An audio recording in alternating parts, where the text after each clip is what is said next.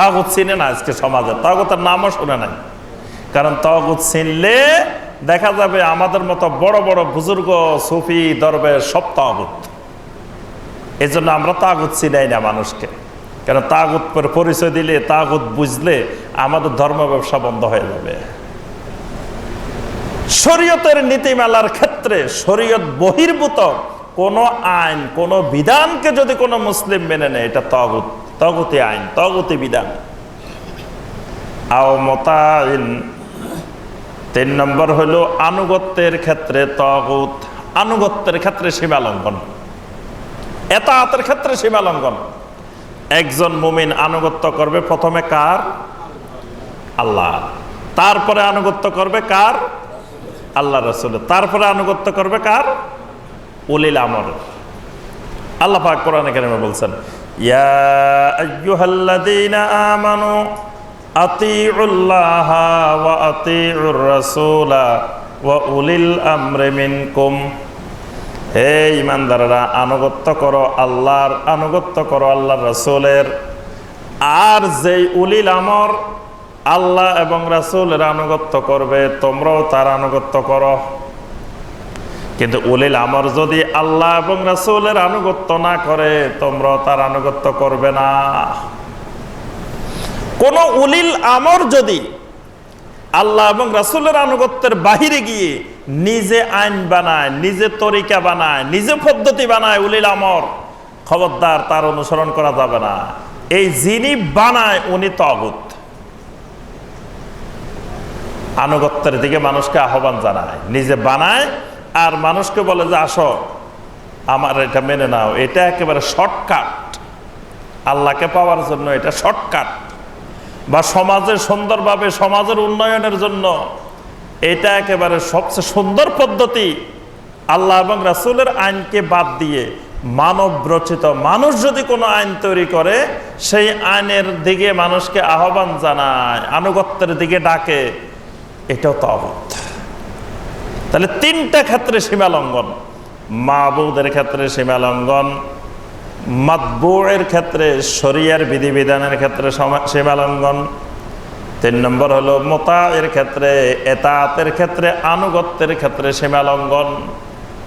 উলিল আমর বা যে কোনো ব্যক্তির আনুগত্য ততক্ষণ করা যাবে যতক্ষণ তিনি আল্লাহ এবং রাসূলের আনুগত্যের উপরে থাকবেন। উলিল আমর মানে ওলামায়ে কেরাম, উলিল আমর মানে শাসকেরা। এদের আনুগত্য ততক্ষণ করা যাবে যতক্ষণ এরা আল্লাহ এবং রাসূলের আনুগত্য করবে। যেমন মসজিদের ইমাম সাহেব, মসজিদের ইমাম সাহেব সালাত শুরু করে দিয়েছেন, নামাজ শুরু করছেন, আল্লাহু আকবার বলছেন, কেরাত পড়ছেন, সব শেষ করছেন, এরপরে ইমাম সাহেব রুকুত না গিয়ে সাজদায় চলে গেছে। ইমাম সাহেব মনে করছে আজকে রুকুটা পরে করি, সাজদা আগে করি। ইমাম সাহেব অস্বীকার করে নাই যে তিনি রুকু করবেন না, তিনি রুকু করবেন, তবে উনি চাচ্ছেন যে আগে সাজদা করে ফেলি, কারণ সাজদার মাধ্যমে বান্দা আল্লাহর সবচেয়ে নিকটে পৌঁছে যায়। তো উনি একটু আগে ভাগে আল্লাহর নিকটে পৌঁছে যেতে চাইছেন, এই জন্য আগে সাজদা করছেন। আপনি এখন পিছনে মুসল্লি, মুক্তাদি, আপনি অনুসরণ করতেছেন ইমামকে। এখন আপনি কি করবেন? এখন কি বলবেন যে ইমাম সাহেব যেমনে পড়ায় আমি তেমনি পড়বো, ইমাম সাহেব যেভাবে আমি আছি সেইভাবে, এইভাবে বলা যাবে?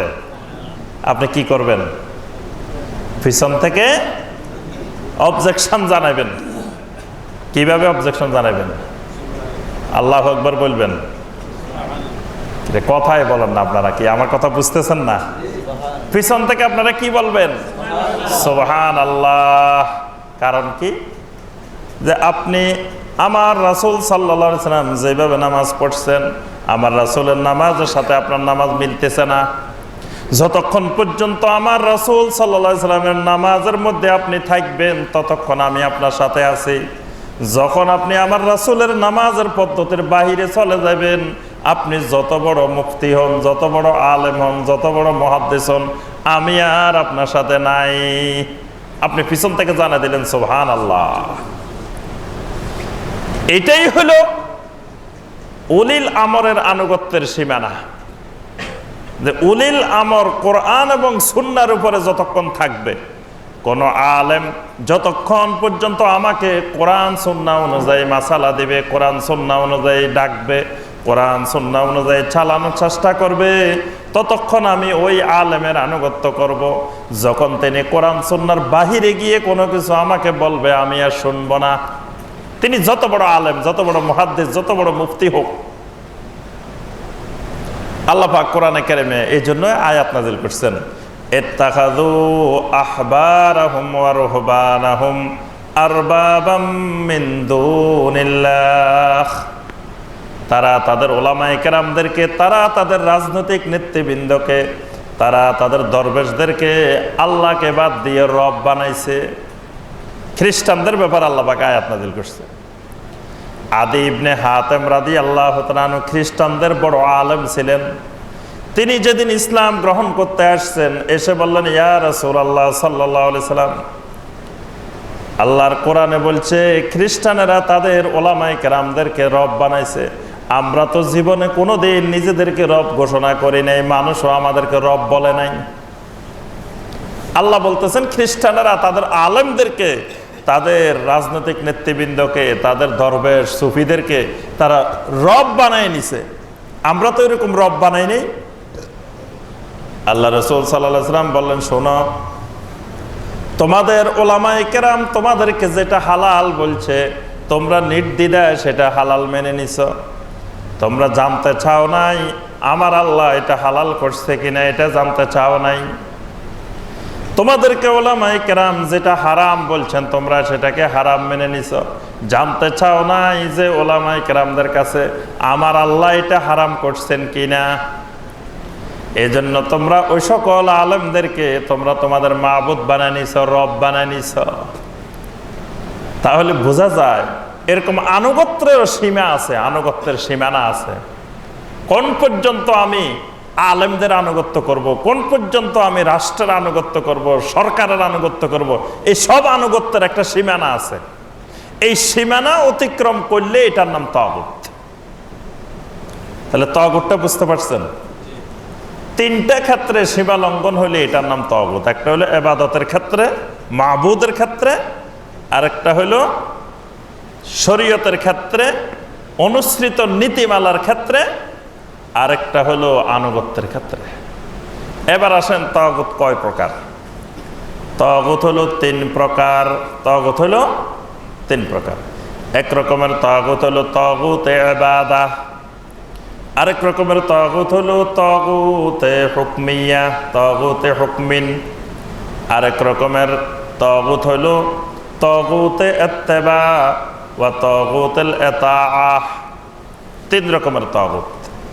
তাগুত কয় প্রকার? সমাজে তিন ধরনের তাগুত পাওয়া যাবে। এক ধরনের তাগুত হলো তাগুতুল ইবাদাহ, ইবাদতের তাগুত। ইবাদতের ক্ষেত্রে তাগুত, ইবাদত করতে হবে একমাত্র আল্লাহর জন্য। ইবাদত কার জন্য? একমাত্র আল্লাহর জন্য। ইবাদত বলতে যা কিছু বোঝায়, ইবাদত খালি এক রকমের ইবাদত না, ইবাদতটা পাঁচ রকমের হয়। ইবাদত কয় রকমের? পাঁচ রকমের ইবাদত আছে। কালবের ইবাদত আছে, কলবের মাধ্যমে কিছু ইবাদত হয়, হয় না? নিয়ত করেন কি দিয়ে? মুখ দিয়ে না কলব দিয়ে? আমাদের দেশে মুখ দিয়ে করে, কিন্তু ইবাদত নিয়তটা হলো কালবের ইবাদত। তাকওয়া হলো কালবের ইবাদত, তাওয়াক্কুল হলো কালবের ইবাদত, ইখলাস হলো কালবের ইবাদত। কালবের অনেক ইবাদত আছে। এই কালবের সমস্ত ইবাদত হবে একমাত্র আল্লাহর জন্য। শরীরের যত ইবাদত আছে, যেমন নামাজ, নামাজ কার জন্য? নামাজের ভিতরে রুকু আছে, সাজদা আছে, কিয়াম আছে, এগুলা কার জন্য? একমাত্র আল্লাহর জন্য। কিন্তু এগুলাকে যদি অন্য জায়গায় করি, যদি অন্য জায়গায় গিয়ে সাজদা দিই, তখন কি হবে? শিরক। তখনই আমি এই তাগুতুল ইবাদা, ইবাদতের ক্ষেত্রে আমি তাগুত বানাই নিলাম। তিন নম্বরের ইবাদতের পদ্ধতি হলো আর্থিক পদ্ধতি, যেমন যাকাত। চার নম্বর পদ্ধতি